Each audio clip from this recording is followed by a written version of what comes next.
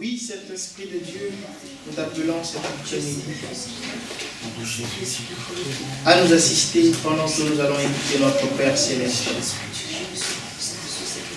Saint-Esprit de Dieu, aide-nous à être concentrés. Que tout esprit de distraction soit chassé de ce lieu dans le nom de Jésus. Père, nous nous abandonnons à toi. Car c'est par la moyen de ta parole que nous sommes sanctifiés, Seigneur. Nous voulons écouter ta parole pour grandir, grandir et grandir encore, Seigneur, selon que tu le veux. Que ton Saint-Esprit se manifeste en ce lieu dans le nom de Jésus. Père, guide-nous, inspire-nous et protège-nous pendant ce moment de partage. Merci pour ton serviteur que tu as choisi pour nous parler de ta parole cet après-midi, Seigneur. Manifeste-toi dans sa vie. Révèle-toi, Seigneur. Parle-lui. Donne-lui, Seigneur, des mots pour nous faire comprendre aussi facilement. Merci pour ta présence au milieu de nous cet après-midi. Merci pour ton serviteur que tu as choisi. Père, nous te disons tout simplement, nous voici et nous sommes prêts à t'écouter dans le nom de Jésus. Amen. Amen. Je vais donc appeler son serviteur, Papa Richard, qui va nous parler de l'Eucharistie.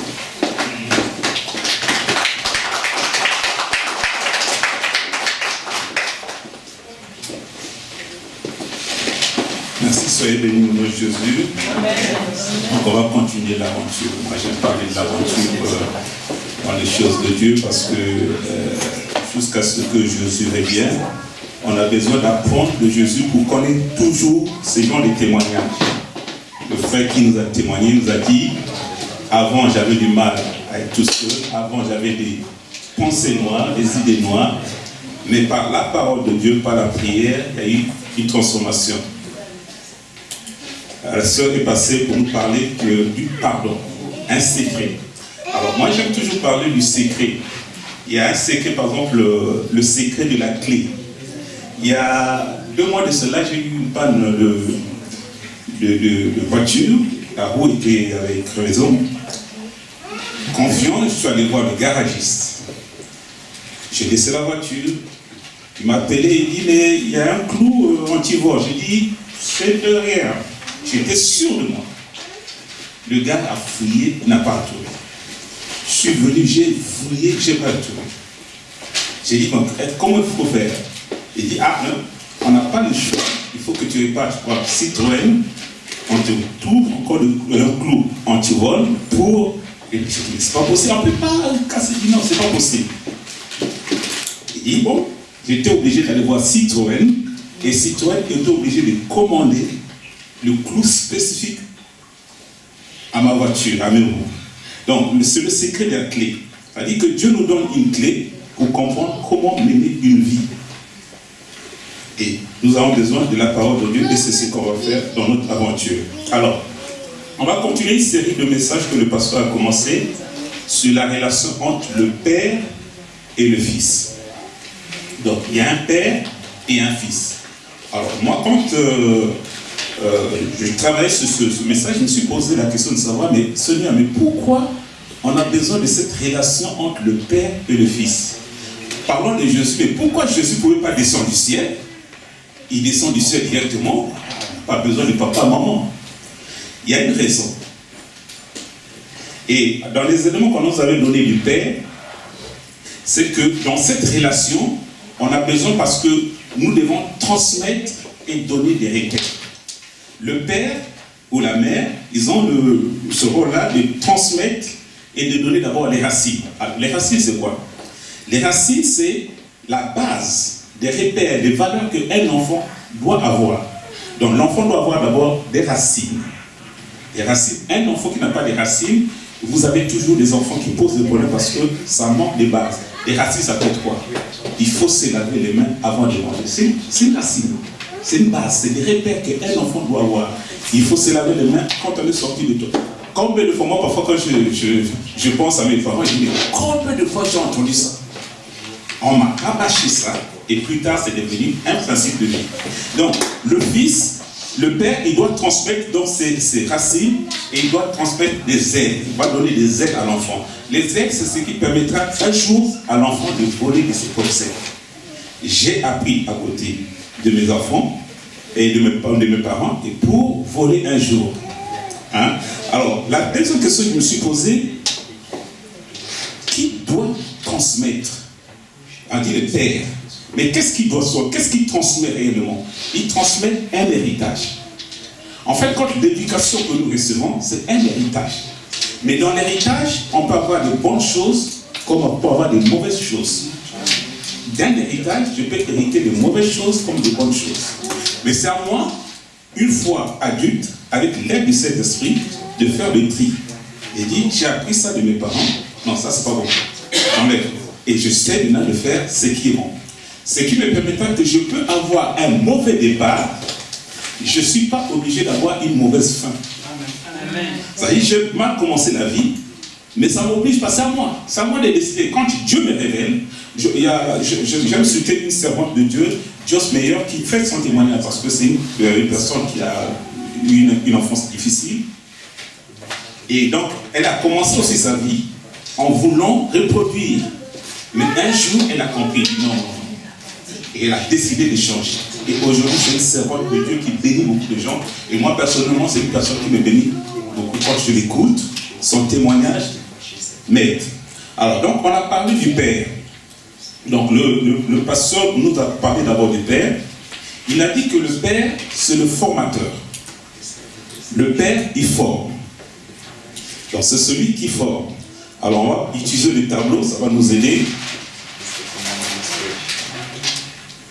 Donc, il est là le Père. Lui, il est au-dessus. Alors, il faut tous se présenter que j'ai présenté le Père et en bas, j'ai présenté le Fils. On va mettre ça en 4 étapes. Mais le Père, avant d'être là, il était d'abord ici. C'est-à-dire, on n'est pas né papa. Avant d'être papa, on était d'abord des enfants.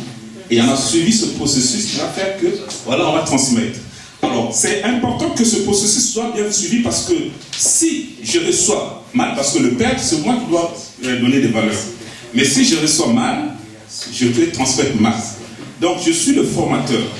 Le Père, on a dit, le Père, c'est le formateur. C'est celui qui forme l'enfant, qui va lui donner des valeurs, des repères, des valeurs, des respects. Hein, vous savez, quand vous avez un enfant, maintenant c'est maintenant, donc même tous les adultes, hein, quand tu donnes quelque chose à un enfant, qu'est-ce qu'on dit? Merci, s'il vous plaît. C'est des choses, pardon, c'est des bases qui permettent des gens d'être en société. Donc ça c'est le rôle du formateur. Oui, on a présenté aussi que le Père, il doit croire à son Fils. Ça dit qu'en chacun de nous, nous avons, alors j'aime utiliser un mot, qui avait utilisé un nom de Dieu, mais c'est pas du français, il dit, chacun de nous sommes, nous avons un côté, nous avons une génialité. Il voulait parler que nous sommes géniaux. C'est-à-dire qu'en chacun de nous, il y a quelque chose à trouver, et le papa doit croire à ça. Il doit chercher, voilà, les dons, il y a des capacités, chacun de nous avons des capacités. Peut-être, je ne suis pas appelé forcément à jouer du piano, peu importe. Mais je suis peut-être appelé à chanter, je suis peut-être appelé à faire autre chose. Donc le Père doit voir ça et doit croire à ça. Et on a parlé aussi que le Père doit vouloir que son Fils fasse plus que lui. Vous savez, il y a l'image du papa qui met l'enfant sur ses épaules. Le papa, s'il mesure 1m90 comme moi, non, je plaisante. Le papa, s'il a mon âge, il met l'enfant au-dessus, l'enfant voit à 2 mètres. Le papa, il voit à 1m70, l'enfant voit à 2 mètres. C'est ça l'image. C'est-à-dire que je mets l'enfant sur mes épaules pour que l'enfant voit loin. L'enfant, je ne dois pas me dire, voilà, j'étais à ce niveau, l'enfant, non. Je dois avoir plus de projets. Donc, tu dois voir l'enfant qui fasse plus que lui. Et en fait, parce que vous avez aussi dit que le Père doit avoir un cœur pour élever les autres. On doit apprendre à élever les autres. En soi, c'est dans notre intérêt. C'est-à-dire que quand j'élève mes frères ou j'élève mes enfants, demain, quand je serai plus ici, c'est un nom qui se perpétue. Vous savez, il y a des familles comme famille Michelin, famille Béjou, je suis dans le milieu de la viande, comme la famille Bigard.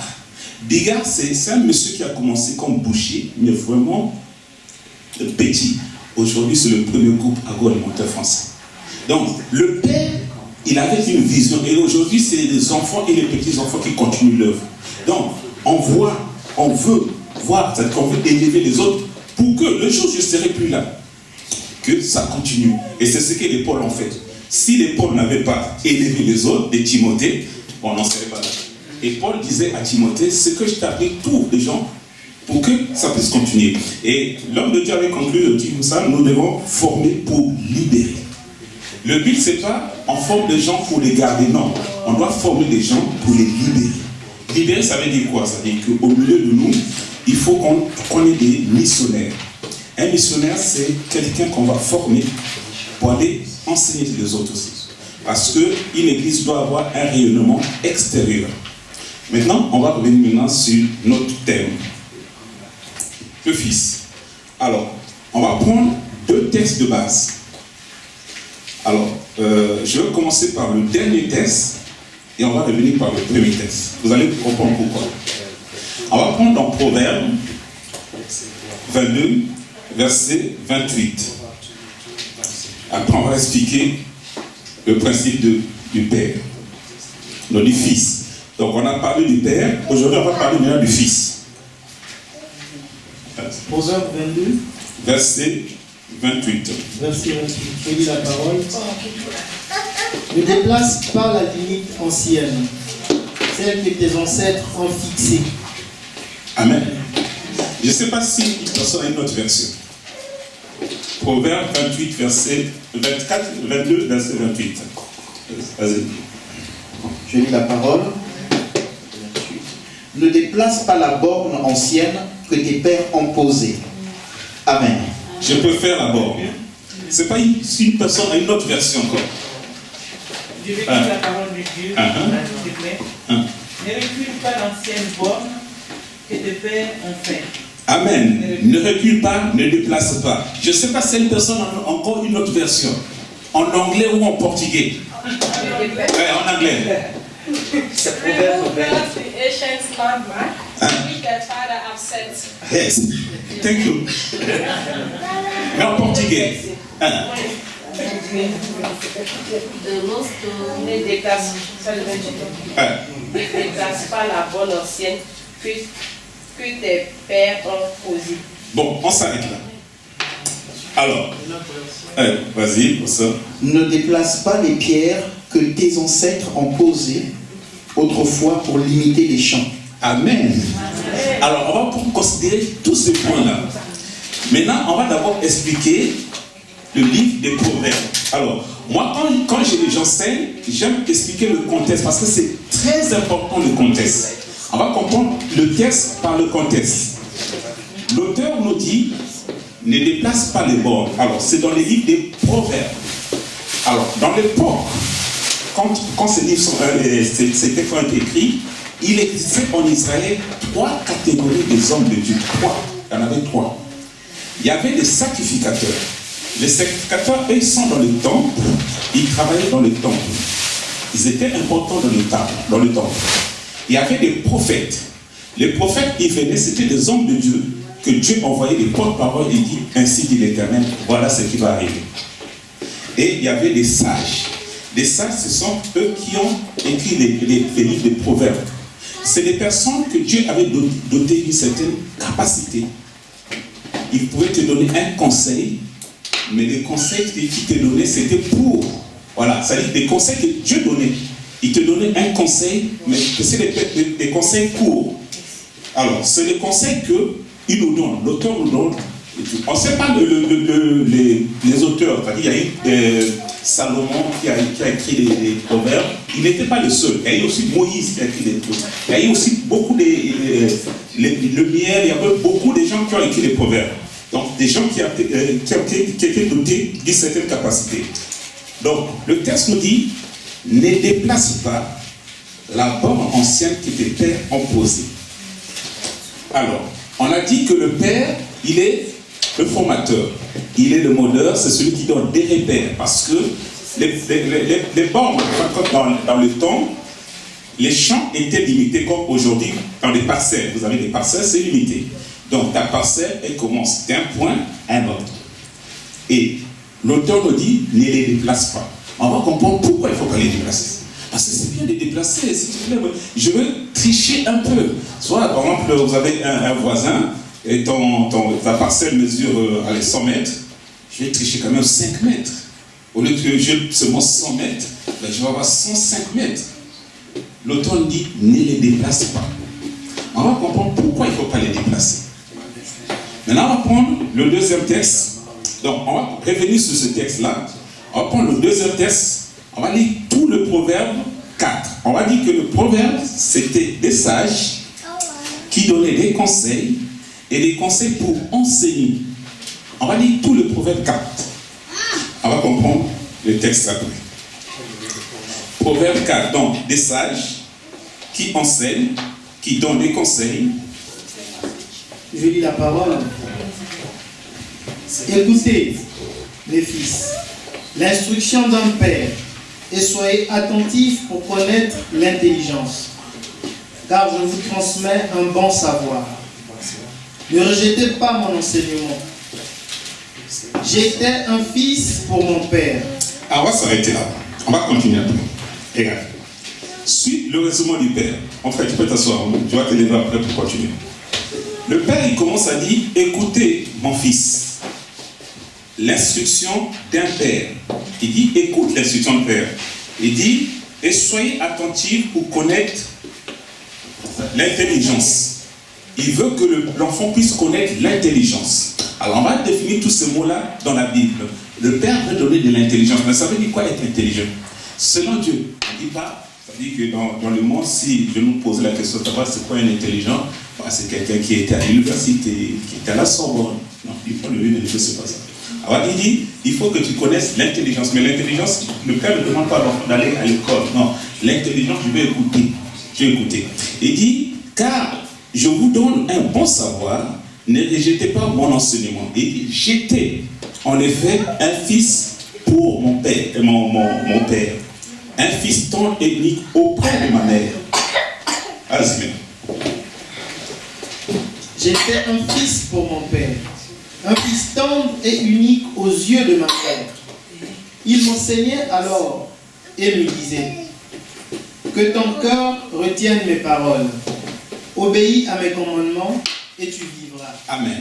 Amen. Alors, on va s'arrêter encore là-dessus. Alors, je nous fais cette chaîne-là où le père veut amener l'enfant à être d'abord un enfant, à être un disciple, à être un fils, et plus tard un ami. Alors, c'est une chaîne, j'avais déjà expliqué ça un jour, que dans la logique humaine, pour arriver au niveau de fils ou d'un ami, ça demande des années. Mais dans les choses de Dieu, ça peut demander un an. Tu peux avoir un enfant de 3 ans qui peut devenir ton ami. C'est ton enfant. Il est d'abord ton enfant. Et puisque cet enfant est rentré il est disciple, parce que le disciple, c'est celui qui suit un maître, qui suit une maman ou un papa, qui devient un fils. Le fils, c'est celui qui ressemble au père. Ou la fille, c'est celle qui ressemble à la mère et qui devient à plus un ami. Un ami, c'est quoi? C'est que quand vous avez un enfant, c'est votre enfant. Mais l'enfant a 25 ans. Tu ne peux plus le considérer comme un enfant. Il est ton enfant. C'est toi le géniteur, si vous voulez. Mais il a maintenant 25 ans. Il a 50 ans. Il est ton enfant. Mais il devient maintenant un ami. Un ami dans quel sens? Dans le sens que il fait des choses que tu fais. Il a des responsabilités que tu as. Donc tu ne le considères plus comme un enfant. Quand tu le parles, on va commencer d'abord à parler à un enfant. Alors c'est qui un enfant? Un enfant, c'est des enfants que nous avons auprès de nous. Ils sont des enfants. Ça peut être au niveau de la taille, ça peut être au niveau du comportement.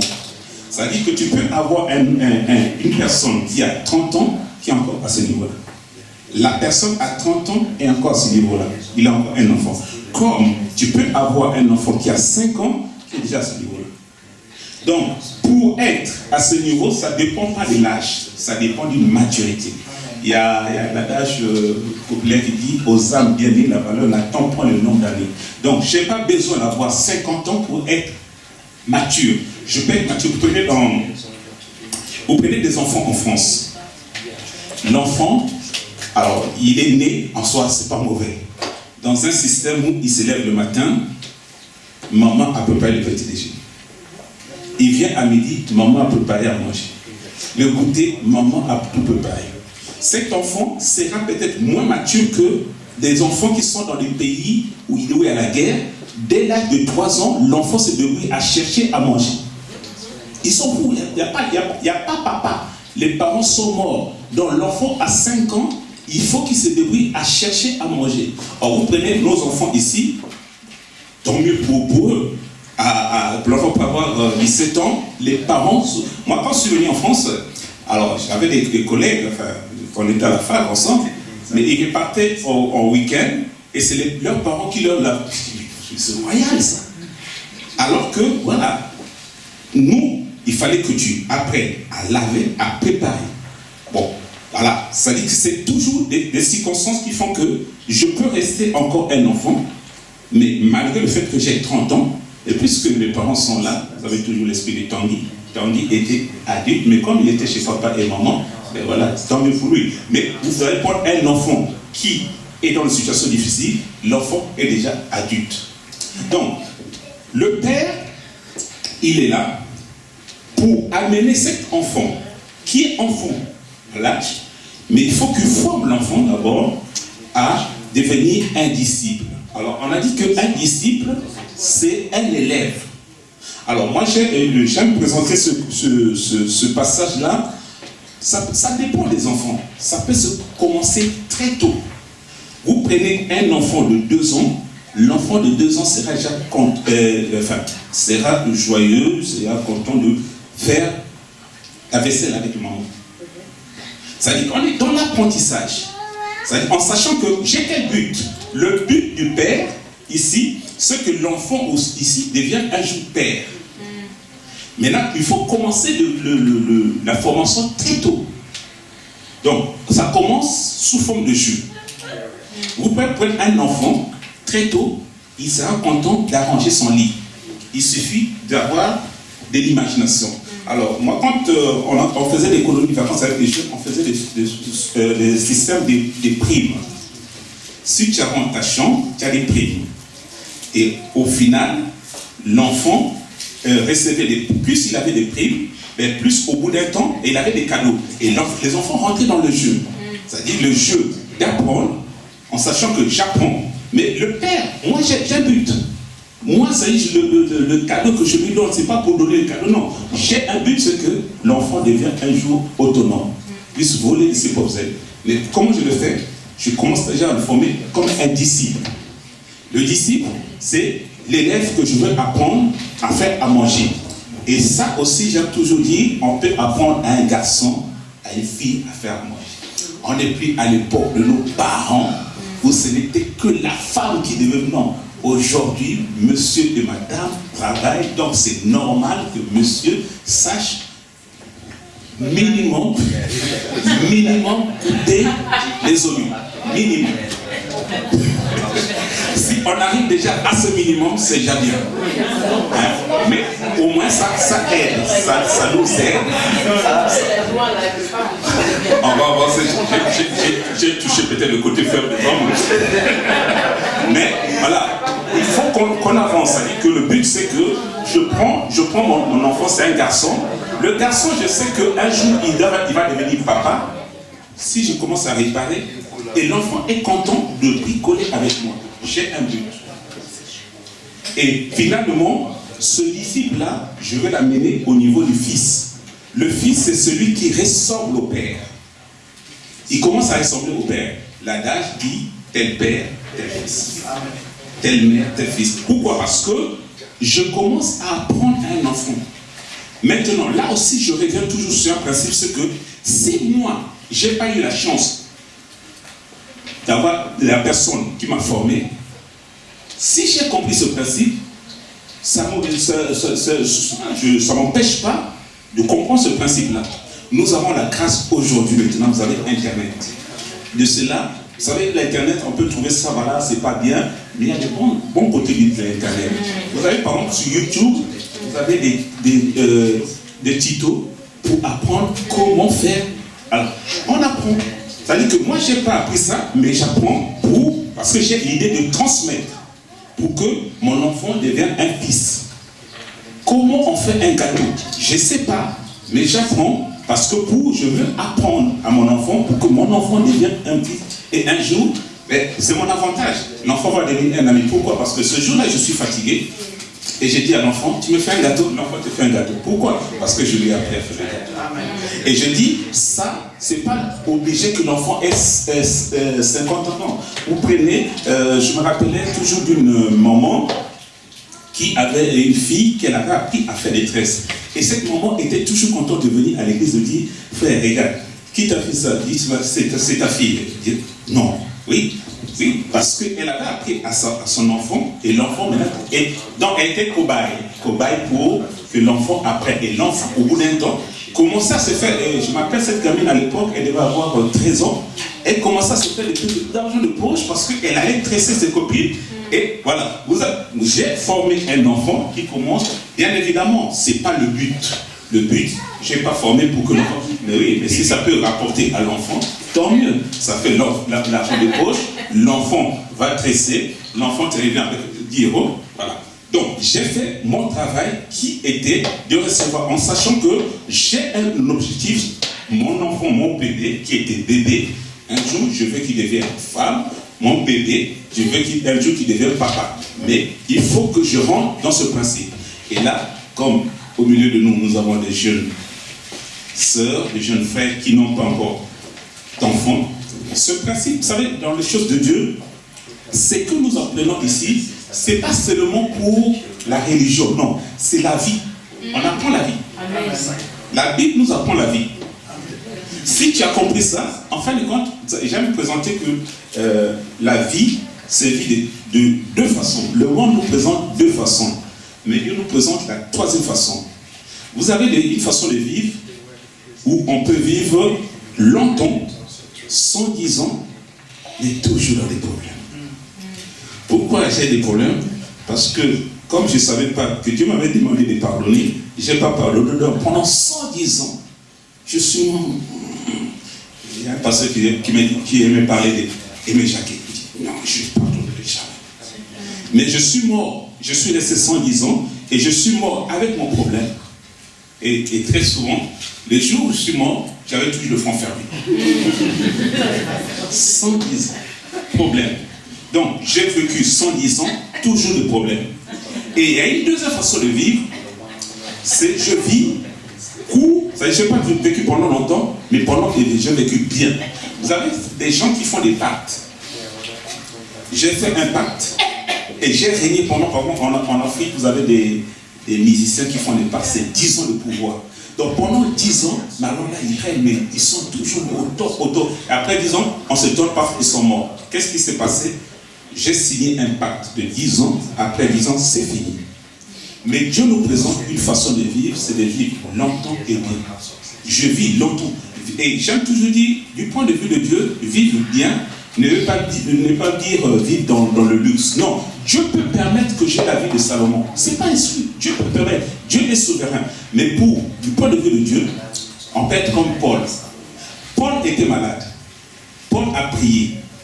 Dieu lui dit, ma grâce te suffit. Et Dieu a glorifié Dieu. Paul a glorifié Dieu dans sa situation.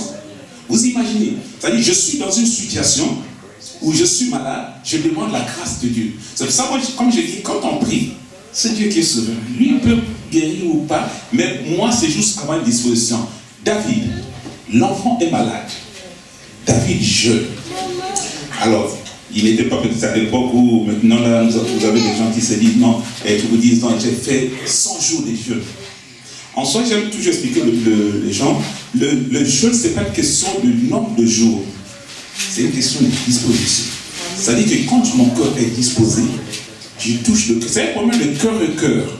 Mon cœur est touché. Le but, c'est que je dois toucher le cœur de Dieu. Comment Anne a réussi à toucher le cœur de Dieu? Anne a su parler à Dieu. Au point où, quand il sort, l'homme de Dieu regarde et dit, mais toi aussi, ta boisson là. Il dit non, j'ai répondu mon cœur. Et l'homme de Dieu va dire que le Dieu d'Israël puisse te donner ce que tu lui as donné. Et Anne a reçu. Donc, ça c'est la vision. On continue notre texte, mon frère. Je ne t'ai pas lâché. On est au verset 5. Vas-y. Verset 5.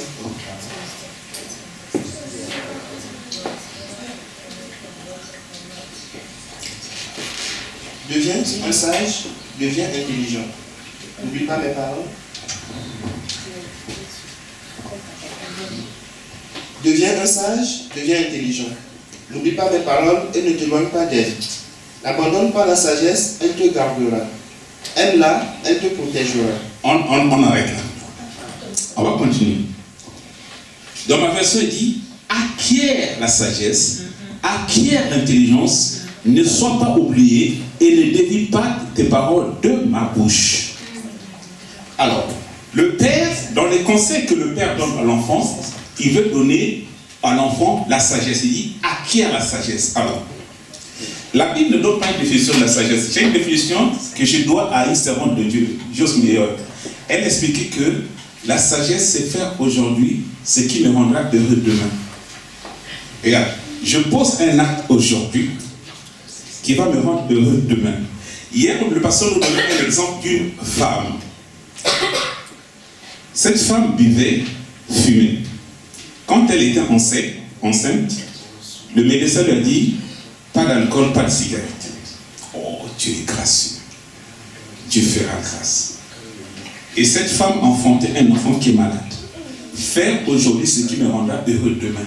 Donc, j'ai fumé aujourd'hui, ben demain je serai malade.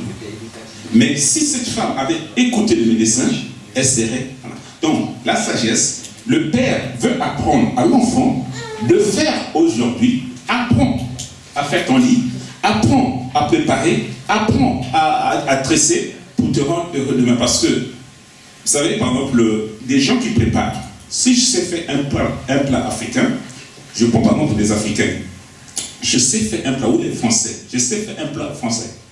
J'arrive chez des Africains, ils veulent manger un plat africain, et je me fais payer pour faire le plat africain. Je me fais payer pour faire le plat français. Mais comment j'ai acquis?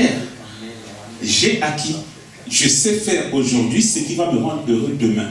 Alors, on ne va pas acquérir l'intelligence. Alors, l'intelligence, c'est quoi? Selon la Bible, l'intelligence vient d'un mot grec, et non, ce latin, ligare. Ligare, ça veut dire lier. Alors, ça dit que être intelligent du point de vue de Dieu, c'est que je dois lier ma connaissance, ce que je sais, à la situation. Je suis en train de vivre une situation aujourd'hui, comme maman nous a présenté, et je suis malade. Mais je me pose la question, mais pourquoi je suis malade? Si je suis intelligente, je vais lier ma situation à ma connaissance. La connaissance, pourquoi je n'ai pas pardonné. Donc, si je suis malade, et je vais devenir intelligent parce que je suis malade, c'est parce qu'il y a le pardon. Donc, je lis ma connaissance, il faut pardonner. Dieu te demande de pardonner à ma situation et je suis intelligent du point de vue de Dieu. Donc, le Père, il dit, dévie, ne te dévie. N'oublie pas ta parole. On y va, mon frère, continue. Verset 7. Le commencement de la sagesse, c'est de tout faire pour devenir sage. Utilise tout ce que tu possèdes. Réponds cette phrase-là. Le commencement de la sagesse, c'est de tout faire pour devenir sage. Ah, attends, je ne comprends pas. Le commencement de la sagesse, faire aujourd'hui ce qui me rendra heureux demain, c'est tout faire pour faire aujourd'hui ce qui me rendra heureux demain. C'est magnifique. Continue. Utilise tout ce que tu possèdes pour devenir intelligent. Prends la sagesse dans tes bras, elle te rendra grand, elle te mettra à l'honneur si tu l'embrasses. Prends la sagesse à tes bras. Elle te rendra grand. Oui. Elle te mettra à l'honneur si regarde, tu l'embrasses. Regarde. La Bible dit, prends la sagesse dans tes bras. Alors, on va expliquer encore ce principe de prendre quelque chose dans ses bras. J'ai rien. Vous prenez une valise. prenez une valise, elle pèse 20 kilos, on va dire 20 kilos. Si vous le prenez par la main, elle sera plus lourde que si vous le prenez dans l'eau. C'est un principe, en fin de compte, si je prends par la main, c'est juste ce côté-là qui prend le poids. Mais par contre, si je prends dans le bras, c'est tout le corps qui supporte au niveau des muscles. Donc je prends, c'est comme on dit, prendre le problème à bras le corps. Je serre le problème et continue en fait. Quand la sagesse dans tes bras, elle te rendra grand. Elle te mettra à l'honneur si tu l'embrasses. Elle sera pour toi comme un joli bijou, comme une couronne magnifique. Verset 10. Écoute-moi, mon enfant. Accueille mes paroles et tu vivras longtemps. Je t'apprends le chemin de la sagesse. Je te montre comment mener une vie honnête. L'homme, le père, il dit à l'enfant, reçois ma parole, ainsi les années de ta vie seront nombreuses. C'est simple parfois, vous savez, quand on écoute la parole de Dieu, elle est simple, mais parfois on la complique. Le père, il est tenté de donner un conseil au fils. Il dit, si tu veux vivre longtemps, écoute. À ce propos, j'ai juste un petit témoignage. À une époque, j'encadrais des jeunes. Alors, j'ai connu des jeunes handicapés physiques. Pourquoi? Parce que, bon, c'est des jeunes, hein. À 18 ans, ils faisaient un peu de fou en moto, paralysés. Pourquoi? Parce qu'on n'a pas écouté les conseils des anciens. Et tes années ne sont pas nombreuses. Pourquoi? Parce que si je bois, à ce propos, fais ça. Dieu, c'est juste une parenthèse. Dieu nous donne la sagesse. Il y a des choses, la Bible ne nous interdit pas. La Bible nous dit, tout nous est permis de faire, mais tout n'est pas utile. Il y a des choses, moi, c'est pas, voilà, oui, mais mon frère, c'est écrit dans la Bible, c'est pas interdit. Non, c'est à moi de mesurer. Celui-là, le corps, on est un jour sur ce point-là. C'est à moi de mesurer. Je ne supporte pas. Je dois conduire. Je veux vivre longtemps. Si je suis intelligent, j'ai écouté la sagesse du Père, je ne vais pas boire parce que je vais conduire. Pour que mes années soient nombreuses. Continue, mon frère. Je te montre comment écoute-moi, mon enfant, accueille mes paroles et tu vivras longtemps. Je t'apprends le chemin de la sagesse et je te montre comment mener une vie honnête. Ainsi tu pourras avancer facilement et si tu cours, tu ne perdras pas l'équilibre. Pourquoi je ne veux pas perdre l'équilibre? Parce que j'ai la sagesse. Vous savez, les conseils d'un père ou ce que Dieu nous donne, la Bible nous dit, c'est David qui dit, c'est comme une lampe. J'ai une lampe, je ne vais pas tricher. Pourquoi j'ai toujours la parole de Dieu? Tu vois, là où j'ai un obstacle, les conseils de Dieu, la parole de Dieu m'aidera toujours à avancer. On continue. Verset 13. Garde l'éducation reçue, ne l'abandonne pas. Garde-la, elle te fera vivre. N'imite pas la conduite des gens mauvais, ne suis pas la route de ceux qui font le mal. Évite-la, n'y passe pas. Laisse-la et avance. Ces gens-là ne peuvent pas dormir s'ils n'ont pas mal agi. Ils perdent le sommeil s'ils n'ont pas fait tomber quelqu'un. Ils se nourrissent du mal qu'ils font, ils sont ivres de violence.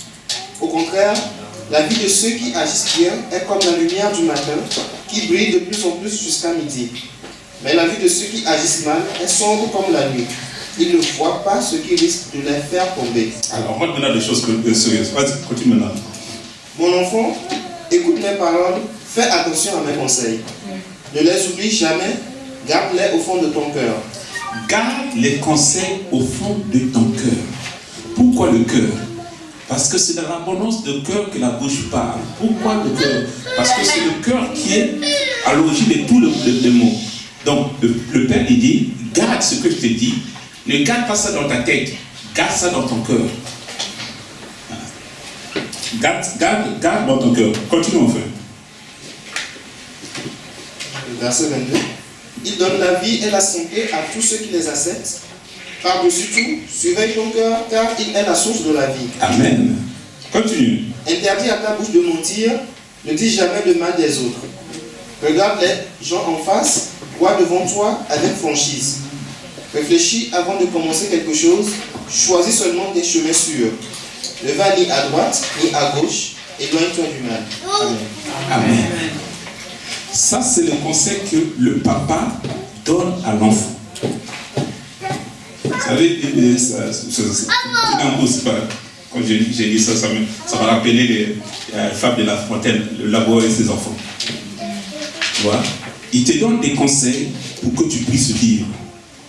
Garde ton cœur plus que toute autre chose, car de lui viennent les sources de la vie. Mais qu'est-ce que j'ai mis dans mon cœur?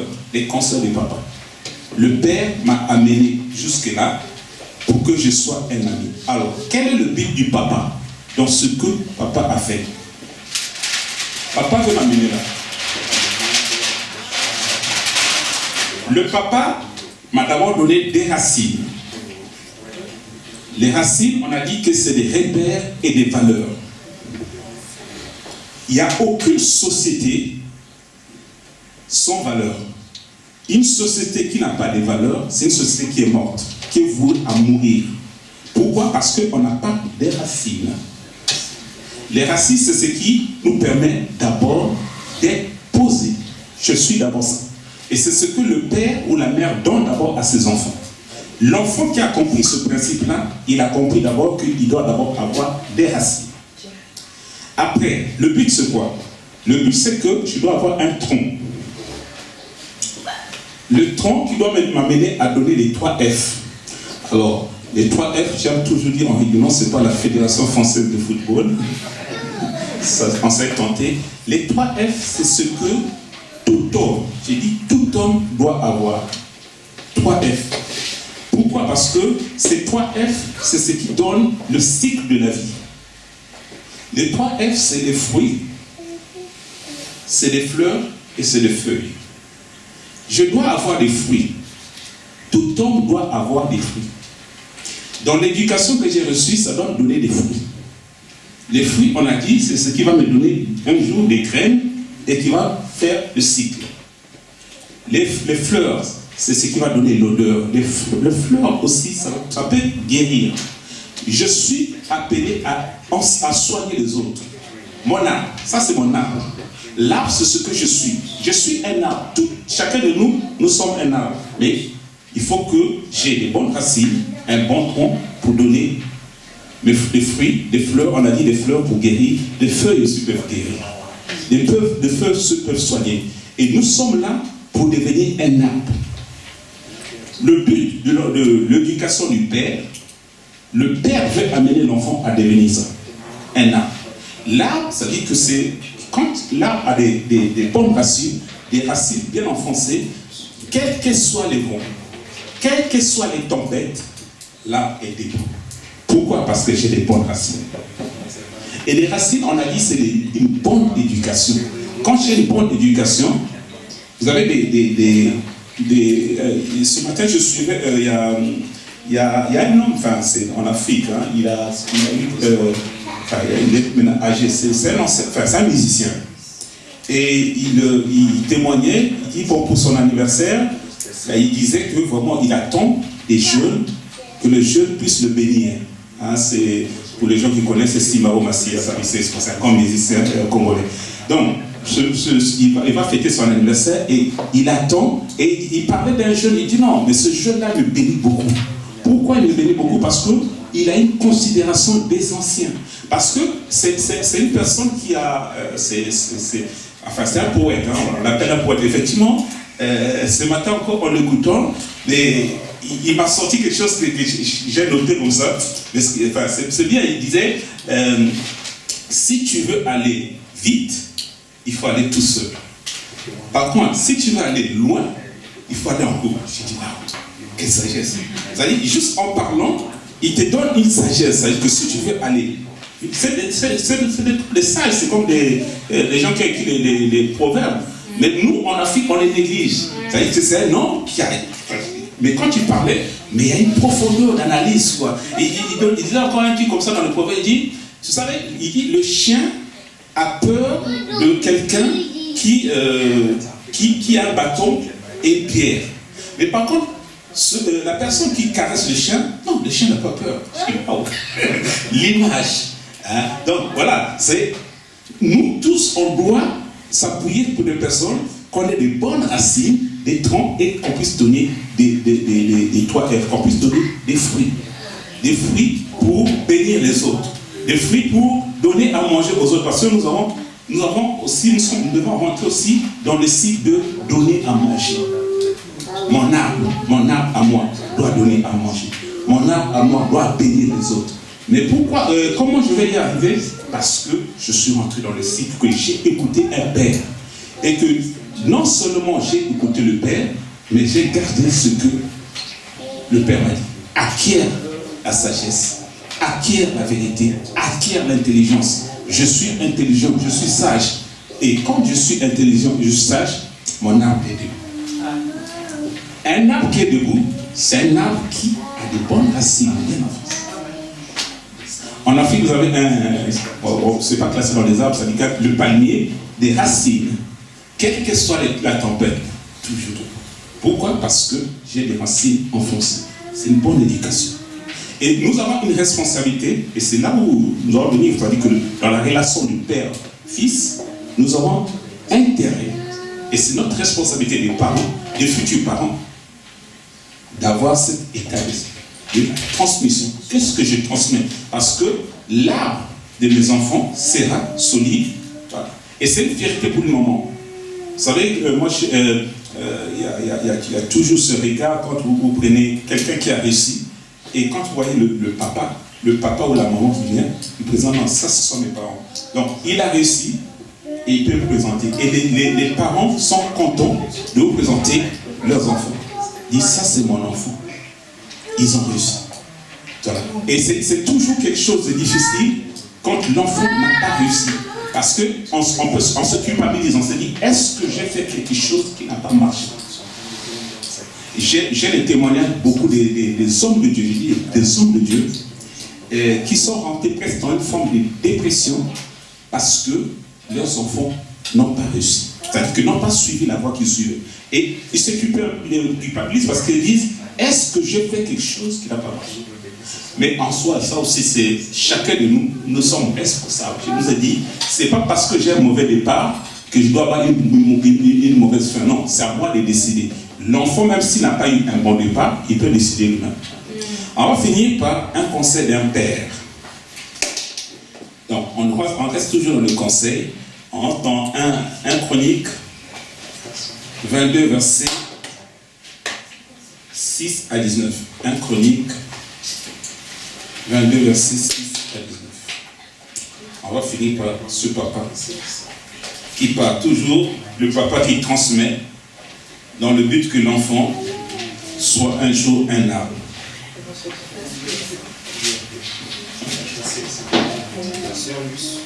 Version 8 secondes. 1 Chronique 22, verset 6 à 19. Il est écrit. David appela Salomon son fils et lui ordonna de bâtir une maison à l'Éternel, le Dieu d'Israël. Alors, David devait bâtir le temple. Dieu lui a dit, c'est pas toi qui vas le faire. David appelle maintenant son fils Salomon. David dit à Salomon, mon fils, j'avais l'intention de bâtir une maison au nom de l'Éternel, mon Dieu. C'est moi qui voulais le faire. J'ai eu l'intention. Continue. Mais la parole de l'Éternel m'a été ainsi adressée. Tu as versé beaucoup de sang et tu as fait de grandes guerres. Tu ne bâtiras pas une maison à mon nom, car tu as versé devant moi beaucoup de sang sur la terre. Voici, il te naîtra un fils qui sera un homme de repos, et à qui je donnerai du repos en le délivrant de tous ses ennemis d'alentour. Car Salomon sera son nom, et je ferai venir sur Israël la paix et la tranquillité pendant sa vie. Ce sera lui qui bâtira une maison à mon nom. Il sera pour moi un fils, et je serai pour lui un père. Et j'affermirai pour toujours le trône de son royaume en Israël. Maintenant, mon fils, que l'Éternel soit avec toi, afin que tu prospères et que tu bâtisses la maison de l'Éternel, ton Dieu, comme il l'a déclaré à ton égard. Veuille seulement l'Éternel t'accorder la sagesse et de l'intelligence et te faire régner sur Israël dans l'observation de la loi de l'Éternel ton Dieu. Alors tu prospéreras si tu as souhait de mettre en pratique les lois et les ordonnances de l'Éternel, alors tu prospéreras si tu as soin de mettre en pratique les lois et les ordonnances que l'Éternel a prescrites à Moïse pour Israël.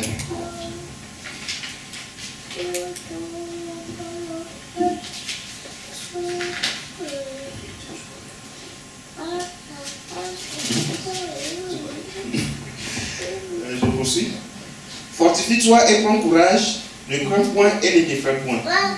Voici, par mes efforts, j'ai préparé pour la maison de l'Éternel 100 000 talents d'or, 1 million de talents d'argent et une quantité de reins et de fer qu'il n'est pas possible de peser, car il y en a en abondance.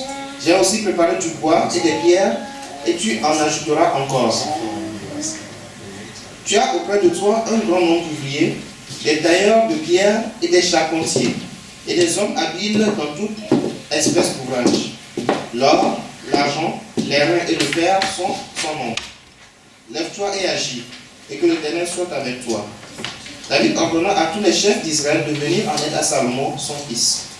L'Éternel, votre Dieu, n'est-il pas avec vous, et ne vous a-t-il pas donné du repos de tous côtés?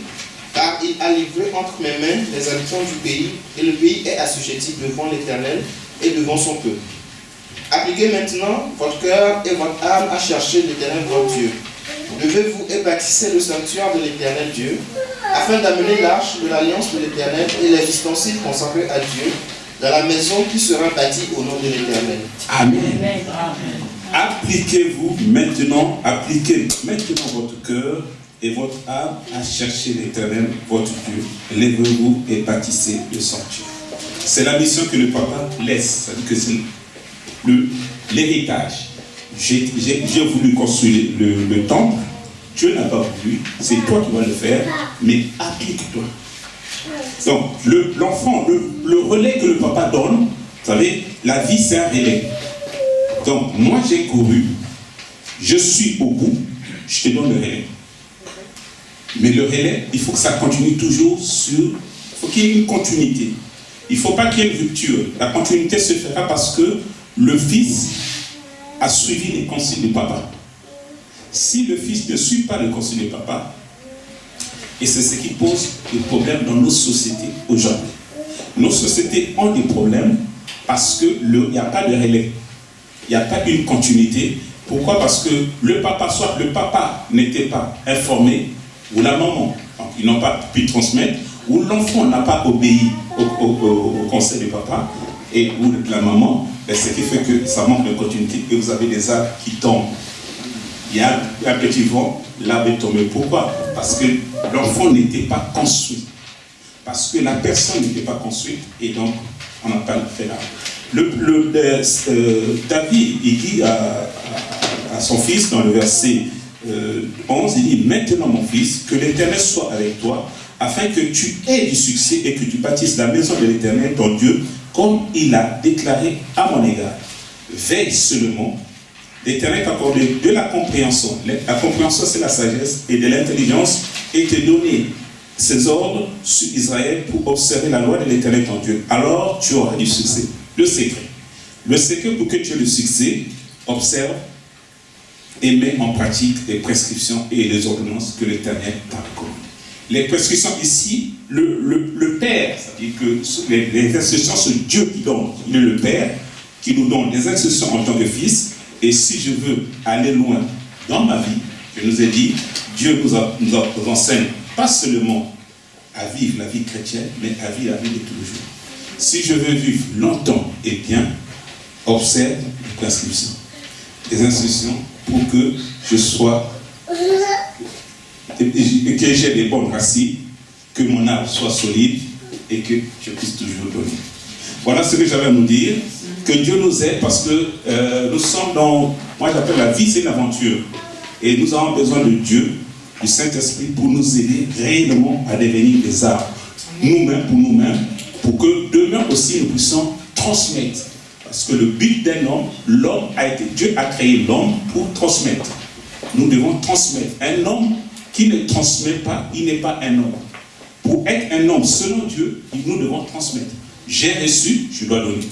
Je ne peux pas mourir avec ma connaissance, non. Je ne peux pas mourir avec mon savoir, je dois transmettre mon savoir, je dois transmettre ma connaissance. Et c'est ce que les pères ont fait, Paul l'a fait, Timothée l'a fait. Et aujourd'hui, nous voulons aussi transmettre pour que les générations qui vont venir, qu'il y ait un relais, qu'il y ait une continuité, pour que l'œuvre, avant que Jésus arrive, que chacun était à sa place. Et quand on va rentrer, on aura l'accueil du bon et fidèle serviteur, soyez bénis.